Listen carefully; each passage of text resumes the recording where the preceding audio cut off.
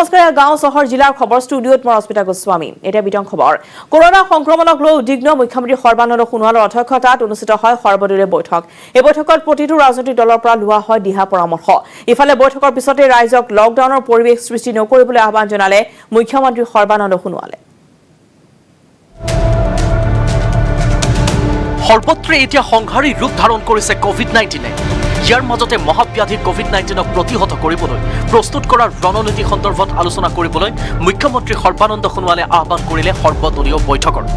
খানাপাৰাস্থিত অসম প্ৰশাসনিক প্ৰাধিকাৰী মহাবিদ্যালয়ত আয়োজিত সৰ্বদলীয় বৈঠকত ৰাজ্যৰ গৰিষ্ঠ সংখ্যক ৰাজনৈতিক দলৰ প্ৰতিনিধিবৰ্গই অংশগ্ৰহণ কৰে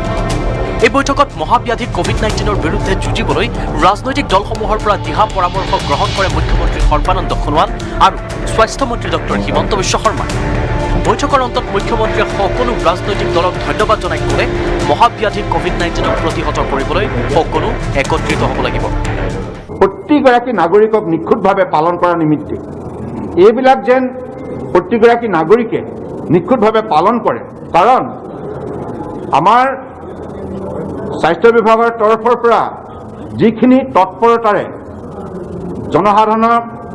উন্নত মানদণ্ডৰ চিকিৎসা আগবঢ়োৱাৰ নিমিত্তে পদক্ষেপ গ্ৰহণ কৰিছে ইয়াৰ বাবে আজি আমি এই পৰিস্থিতিৰ সৈতে মোকাবিলা কৰিবলৈ সক্ষম হৈছোঁ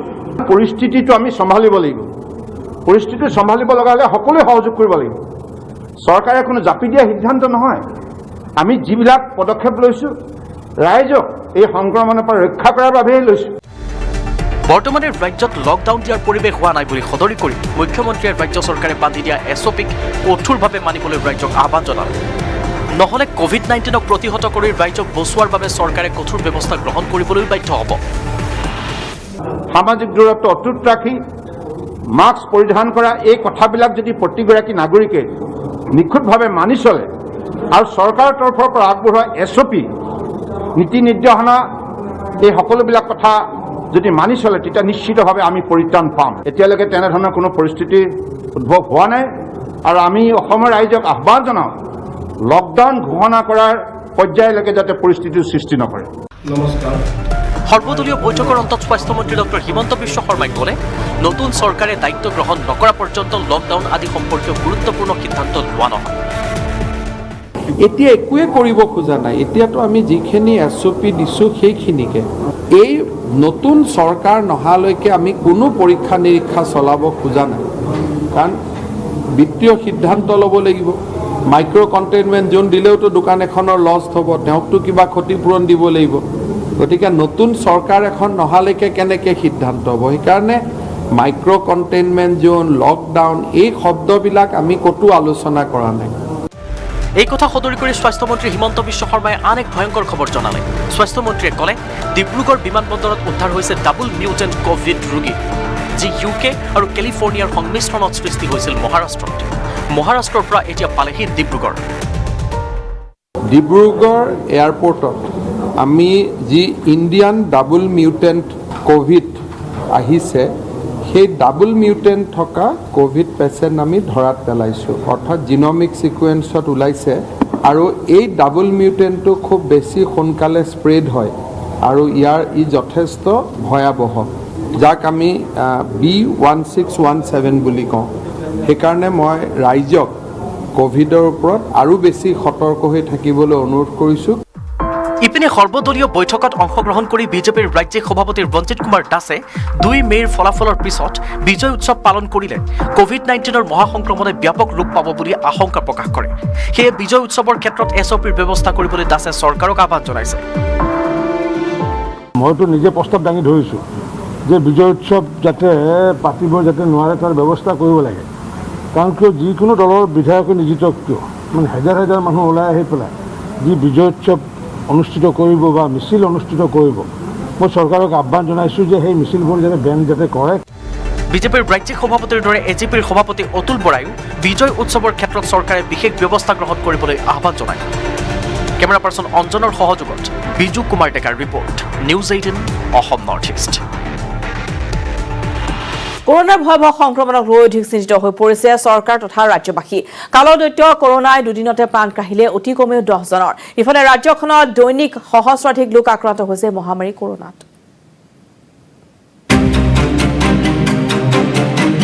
ৰাজ্যত কৰোনাৰ কালৰূপ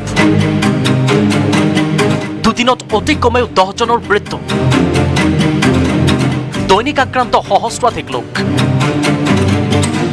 ৰাজ্যত কালৰূপ ধাৰণ কৰিছে কৰোনা মহামাৰীয়ে বিগত 48 ঘণ্টাত কৰোনাই প্ৰাণ ল'লে অতি কমেও 10 জন লোকৰ ডিব্ৰুগড় শিলচৰত 2 জনকৈ আৰু বৰপেটা কাছাৰ পাঠশালা বঙাইগাঁও ওদালগুৰি দৰঙত মৃত্যু হৈছে এজনকৈ কৰোনা আক্ৰান্তৰ ইপিনে গুজৰাটত কৰোনাত আক্ৰান্ত হৈ মৃত্যু হৈছে বোকাখাতৰ এগৰাকী ব্যক্তিৰ যতীন দাস বুলি মানুহ এজন প্ৰায় 60ৰ ঊৰ্ধৰ হ'ব পাৰে তেওঁৰ বমি হয় কোনো জ্বৰৰ হিষ্ট্ৰী নাই আৰু অলপ কাহ আছিলে এক্সৰে কৰাতে আমি দেখিলোঁ যে তেওঁৰ বাইলেটাৰেল কনচলিডেশ্যন তাৰমানে দুইটা লাঙতে নিউমনিক ইনফেকশ্যন পোৱা গৈছে বুধবাৰে অসমত নতুনকৈ কৰোনাত আক্ৰান্ত হৈছে 1665 গৰাকী লোক ইয়াৰে কেৱল গুৱাহাটীত 674 গৰাকী দেহত ধৰা পৰিছে কোভিড পজিটিভ বুধবাৰৰ দিনটোত ৰাজ্যত সম্পন্ন হৈছে ৬২,১০৭ গৰাকী লোকৰ কোভিড টেষ্ট ৰাজ্যত 2.68% বৃদ্ধি পাইছে কৰোনা আক্ৰান্তৰ হাৰ বৰ্তমানলৈ চিকিৎসাধীন হৈ আছে 9,048 গৰাকী কৰোনা আক্ৰান্ত ৰোগী ইপিনে কৰিমগঞ্জৰ জিলা উপায়ুক্তৰ কাৰ্যালয়ত সৃষ্টি হৈছে কৰোনাতংকৰ কৰোনা সংক্ৰমণৰ আশংকাত কাৰ্যালয়ৰ কাম কাজ এৰি আৱৰ্ত ভৱনৰ চৌহদত গোট খালে উপায়ুক্ত কাৰ্যালয়ৰ কৰ্মচাৰীসকল কিয়নো আৱৰ্ত ভৱনত পত্নীসহ কৰোনাত আক্ৰান্ত হৈছিল নিৰ্বাচনী নিৰীক্ষক ইয়াৰ উপৰি এগৰাকী এডিচিৰ দেহতো ধৰা পৰিছিল কোভিড পজিটিভ যাৰ ফলত সংক্ৰমণৰ আশংকাত ভুগিছে তেওঁলোকৰ সংস্পৰ্শলৈ অহা কেইবাগৰাকীও কৰ্মচাৰী 17 এপ্ৰিল আমাৰ অবজাৰ্ভাৰ আহিছে ৰাজীৱ শৰ্মা ছাৰ তেওঁ আহি 18 তাৰিখ তেওঁ পজিটিভ হৈ গৈছে 19 তাৰিখ তেওঁৰ মিছেছ আহিছে তেওঁ পজিটিভ হ'ল 19 তাৰিখে কিন্তু তেওঁলোকে কোভিড প্ৰট'কল মানা নাই গোটেই চাৰ্কিটৰ ওচৰত ঘূৰি আছে মাস্ক নিপিন্ধি আমাৰ চবৰ ভয় হৈছে নগৰ পুৰণি গুদামৰ ডক্টৰ বীৰেঞ্চি কুমাৰ বৰুৱা মহাবিদ্যালয়তো একেই কৰোনাতংক মহাবিদ্যালয়খনৰ অধ্যক্ষ ডক্টৰ নিপেন চন্দ্ৰ দাসৰ দেহত ধৰা পৰিছে কোভিড পজিটিভ অধ্যক্ষগৰাকী কৰোনাত আক্ৰান্তৰ পিছতে কলেজখনৰ অধ্যাপক অধ্যাপিকাসকলৰ কৰা হৈছে কোভিড টেষ্ট সমান্তৰালকৈ গহপুৰতো দিনক দিনে বৃদ্ধি পাইছে কোভিডত আক্ৰান্ত লোকৰ সংখ্যা গহপুৰ মহকুমাত এতিয়ালৈকে 5,286 গৰাকীৰ কৰা হৈছে ৰেপিড এণ্টিজেন টেষ্ট ইয়াৰে 19 গৰাকীৰ দেহত ধৰা পৰিছে কোভিড পজিটিভ পজিটিভ হিচাপে 19টা কেছ ওলাইছে আৰু তাৰে ভিতৰত বৰ্তমান এক্টিভ কেছ হিচাপে 15টা আছে হস্পিটেললৈকে 2টা শিফ্ট কৰা হৈছে আৰু এটা আমাৰ গহপুৰ সমষ্টিৰ পৰা শিফ্ট কৰি বিশ্বনাথ চাৰিআলিলৈকে পঠোৱা হৈছে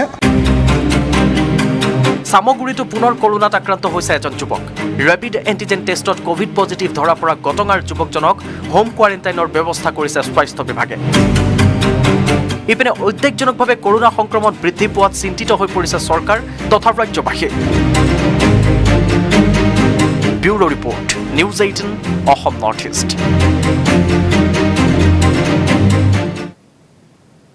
আনফালে ৰাছিয়াৰ মস্কোত কৰোনাত আক্ৰান্ত হৈ মৃত্যু হৈছে এগৰাকী প্ৰবাসী অসমীয়াৰ মৃত লোকজনৰ নাম হৈছে কুমাৰ ডেকা মৃত্যুৰ সময়ত তেওঁৰ বয়স আছিল 58 বছৰ 18 এপ্ৰিলত কোভিডত আক্ৰান্ত হৈছিল ডেকা 1995 চনতে ৰাছিয়াত সংস্থাপিত হৈ ডেকাই দেশখনত অসমীয়া কৃষ্টি সংস্কৃতি প্ৰচাৰৰ ক্ষেত্ৰত যথেষ্ট অৰিহণা যোগাইছিল গুৱাহাটীৰ ৰূপনগৰ নিবাসী কুমাৰ ডেকাৰ মস্কোতে সম্পন্ন হ'ব অন্ত্যেষ্টিক্ৰিয়া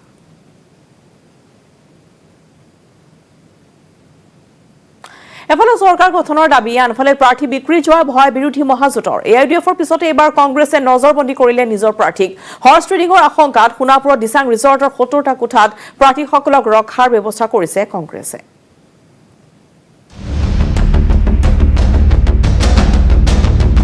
সোণাপুৰত কংগ্ৰেছৰ আস্থাবল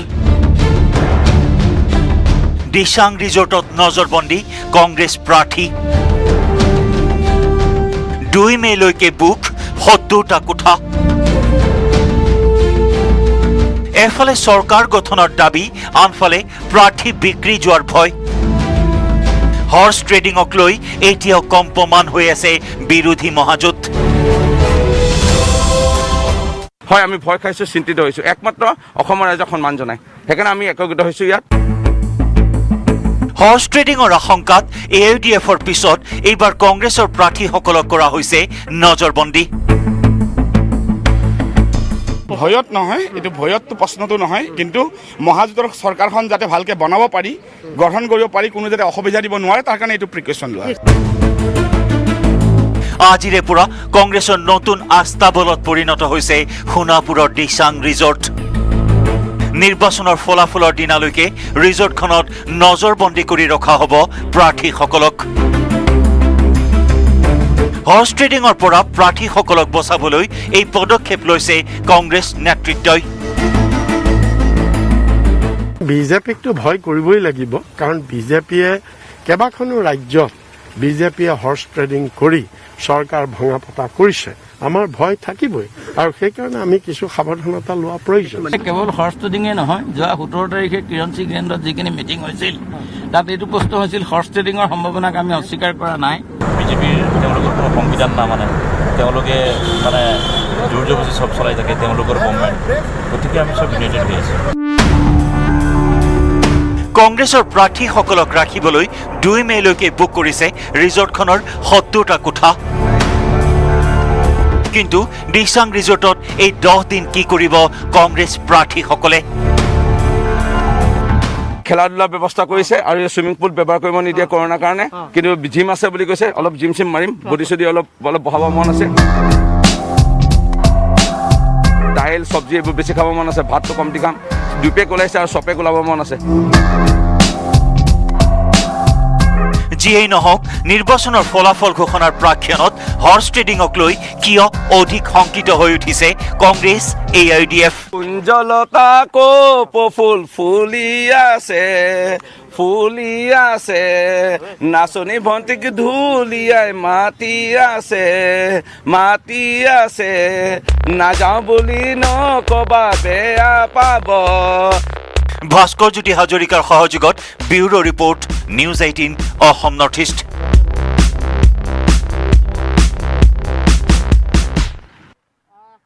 খবৰ দিজা বাতৰি লৈছো এটি বিৰতি। কোনো সন্ধান নোপোৱাত বিনীত ৰজনী কটাইছে ভুক্তভোগী পৰিয়ালে। অৱশ্যে চাঞ্চল্যকৰ অপহৰণ কাণ্ডত জড়িত সন্দেহত আৰক্ষী আটক কৰিছে 9 জন লোকক। পুনৰ অপহৰণ কাণ্ড, 2 মাহৰ ভিতৰত দ্বিতীয়টো ঘটনা। মঙলবাৰে অপহৃত 3 জন। ONGCৰ 3 অপহৃত বিষয়াৰ সন্ধান নাই এতিয়াও। এই ঘটনাৰ সৈতে আলফা স্বাধীন আৰু সংগঠনটোৰ একাংশ অভাৰগ্ৰাউণ্ড কেডাৰ জড়িত থকা বুলি সন্দেহ প্ৰকাশ কৰিছে আৰক্ষীৰ অতিৰিক্ত সঞ্চালক প্ৰধান GP সিঙে। বৃহস্পতিবাৰে চৰাইদেউ লাকুৱাৰ GGS 8ৰ অন্তৰ্গত 3 ONGC কৰ্মচাৰীৰ অপহৰণৰ ঘটনাৰ বুজ ল'বলৈ উপস্থিত হৈছিল আৰক্ষীৰ শীৰ্ষ বিষয়াগৰাকী। GGS 8ৰ সমীপৰ অন্তৰ্গত ROM 100 ব্ৰিগত উপস্থিত হৈ GP সিঙে এই ঘটনাত অভাৰগ্ৰাউণ্ড আলফা জড়িত থকাৰ সন্দেহ প্ৰকাশ কৰে। আমি যেটো তদন্ত কৰিছো, তদন্তত আলফাৰ ইনভলভমেন্ট ওলাইছে, যিখিনি আলফাৰ ক্যাডাৰ হিটো জড়িত হৈ আছে এইখিনি আমি আইডেন্টিফাই কৰিছো, আৰু কিছুমান সিহঁতৰ অভাৰগ্ৰাউণ্ড ৱৰ্কাৰ্ছো ইয়াত জড়িত হৈ আছে। সেইটোৰ ভিতৰত এজনক অলৰেডি ধৰা হৈছে। অপহৰণ কাণ্ডৰ সংক্ৰান্তত এতিয়ালৈকে কনস্পিৰেচি অনৰ্থ বুলি আমি অলৰেডি 3জনমান মানুহ এৰেষ্ট কৰিছোঁ। GP সিঙৰ এনে মন্তব্যৰ সময়তে এই ঘটনাত জড়িত থকাৰ সন্দেহত 9 জন লোকক আটক কৰে শিৱসাগৰ আৰক্ষীয়ে। আৰক্ষীয়ে আটক কৰিলে মিণ্টু ফুকন, কিৰণ ফুকন, প্ৰসন্ন দত্ত, ৰাজেন চুতীয়া, বংশী বৰগোহাঁই, পুলিন বৰগোহাঁই, জিতেন গগৈ, সীমান্ত লিংচন আৰু বিমান লিংচন। উল্লেখযোগ্য যে মঙলবাৰে নিশা ONGCৰ 3 বিষয়াসহ 4 জনক অপহৰণ কৰিছিল অস্ত্ৰধাৰী দলে। তাৎপৰ্যপূৰ্ণভাৱে অপহৰণকাৰীয়ে মুকলি কৰি দিছিল এম্বুলেন্সৰ চালকজনক। চিলমিলকে টোপনিটো আহিছে, তেনেকুৱাতে মানে ইফালৰ পৰা মানে হাবিৰ পৰা 5 জন দুবিত আহি মানে ছাইডত ষ্টাফক মানে কাম কৰি বন্ধ কৰিবলৈ ক'লে, বন্ধ কৰি পিনি লগালগ নামিয়া বুলি ক'লে, নহ'লে গুলিয়াই দিম। 3:40 গাড়ী সৈতে 2জনে লৈ গ'ল, 3জন ৰিটাৰ্ণ আহিলে। মোক মানে দিচাং পানী সেয়াতে গাড়ীৰ পৰা নমাই মানে কোলা কাপোৰ বান্ধিলে, তাৰপৰা তলপাত পেলাই বোলে তই শুই দে বোলে। ইফালে অপহৃত মোহিনী মোহন গগৈসহ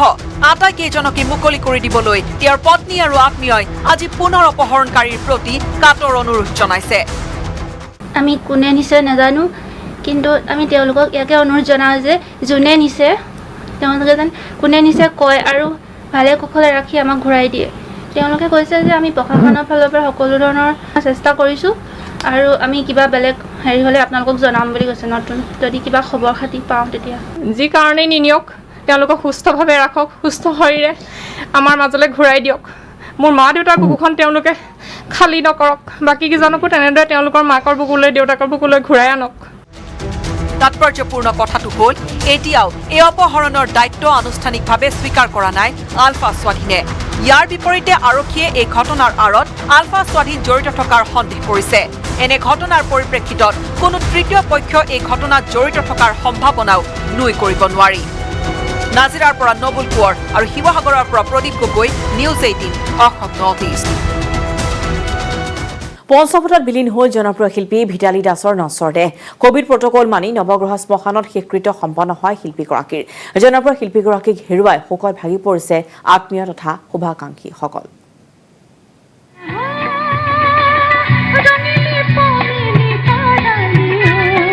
পঞ্চভূতত বিলীন হ'ল শিল্পী ভিতালী দাসৰ নশ্বৰ দেহ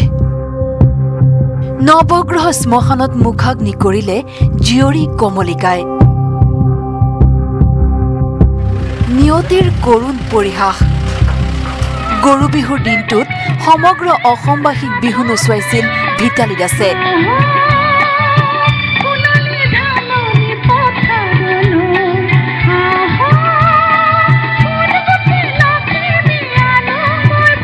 কোনেও কাহানিও কল্পনাও কৰা নাছিল মাত্ৰ কেইটামান দিনৰ পিছতে সেই সুৱদী কণ্ঠ নোহোৱা হৈ যাব চিৰদিনৰ বাবে হঠাতে আমাৰ মাজৰ পৰা হেৰাই গ'ল শিল্পীগৰাকী বিশ্বাস কৰিবলৈ কঠিন যদিও সেয়াই বাস্তৱ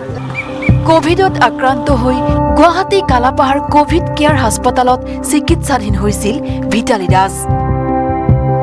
অৱশ্যে বুধবাৰৰ টেষ্টত কোভিড নিগেটিভ আহিছিল যদিও সুশৰীৰে চিকিৎসালয়ৰ পৰা বাহিৰ হ'ব নোৱাৰিলে ভিতালী দাস হাস্পতালৰ পৰা বাহিৰ হোৱাৰ সময়ত ভিতালীৰ দেহত কোভিড নিগেটিভ 14 আগৰ পৰা গা বেয়া মানে এনেওতো তাই অলপ হেৰি মানুহজনী দেখাত যদি এনেকুৱা কোমল মনটো যিকোনো বস্তু সহ্য কৰিব নোৱাৰে কোমল আৰু গাটো এনেই অলপমান তাইৰ চুগাৰৰ প্ৰব্লেম আছিলে এডমিট হোৱা সময়ৰ কথাটোত একচুৱেলি তেওঁ মিষ্টাৰে লৈ আহিলে থলে আমিতো দূৰে দূৰে আছোঁ গম নাপাওঁ তথাপি মই ফোনেৰে গম পাতে যাই কৈছে খুব বোলে ভাগৰ লাগা কৈছে গতিকে সিহঁতে তাত হেৰি কৰিলে তাত টেষ্ট কৰিলে নিজে নিজে ভাবিলে আমি উইলিংলি টেষ্ট কৰা ভাল টেষ্ট কৰোঁতে তেতিয়া দেউতাকৰ আৰু জীয়েকৰ নিগেটিভ পালে আৰু তেওঁৰ পজিটিভ পালে ভিতালীৰ দেহত কোভিড নিগেটিভ হোৱা হেতুকে প্ৰশাসন চিকিৎসকৰ দলে নশ্বৰ দেহ গতাই দিলে পৰিয়ালক তথাপিও কোভিড বিধি মানি সৎকাৰ কৰিবলৈ পৰামৰ্শ দিছিল জিএমচিএইচৰ অধীক্ষক অভিজিৎ শৰ্মাই হিন্দু ৰিচুৱেলছ মতে cremation will be done for her. Only thing is, ami GDU negative hoise kali. We request the family members that at least maintain the COVID protocol, basi subo na lage and all that, so that other people are safe. পৰিয়ালৰ লোকে প্ৰথমে নশ্বৰ দেহ লৈ যায় গীতানগৰৰ নিজ বাসভৱনলৈ পাছত অন্ত্যেষ্টিক্ৰিয়া সম্পন্ন কৰা হয় নৱগ্ৰহ শ্মশানত জীয়ৰী কমলিকাই মুখাগ্নি কৰে মাতৃৰ গীতানগৰৰ নিজ বাসভৱন আৰু নৱগ্ৰহ শ্মশানত দেখা গ'ল ভিতালীৰ অনেক গুণমুগ্ধ সদৌ অসম ছাত্ৰ সন্থাৰ সমুজ্জ্বল কুমাৰ ভট্টাচাৰ্য দীপাংক নাথকে প্ৰমুখ্য কৰি উপস্থিত থাকে শিল্পী তৰালী শৰ্মাৰ লগতে আন বহু কেইগৰাকী সদায় মুখত এমুকুৰা হাঁহি লৈ থাকে ভিতালী আৰু সেই ভিতালীজনী আজি নিতৰ দেশ পৰি আছে এটা ভাবিব নোৱাৰা কথা বিশ্বাস কৰিব নোৱাৰা এটা কথা আৰু ভিতালীৰ মানে বিহু গীতৰ লগতে লোকসংগীতৰ চৰ্চাৰে তাই অসমৰ সংগীত জগতক সমৃদ্ধ কৰি গৈছে মাটিৰ গুণ থকা তাইৰ যিবোৰ সৃষ্টি চৰ্চা প্ৰদৰ্শন উপস্থাপনৰ শৈলী সেইটোৱে তাই এটা অনন্য আৰু একক আছিল ভিতালী বাৰ কাৰণে আজি মই এনেকৈ ক'ব লাগিব তেখেতৰ কাৰণে সেইটো কোনোদিন কল্পনা কৰা নাছিলোঁ বয়স সিমান কম ইমানবোৰ হিট গান বিহু গীত বুলি ক'লেই ভিতালী বা বহাগ মানে তেওঁৰ মাতত বিচাৰি পাওঁ যদি বহাগ মহিলা হ'লহেঁতেন কণ্ঠ যদি হ'লহেঁতেন মহিলা কণ্ঠ তেতিয়া চাগে ভিতালী বাৰ কণ্ঠটো হ'লহেঁতেন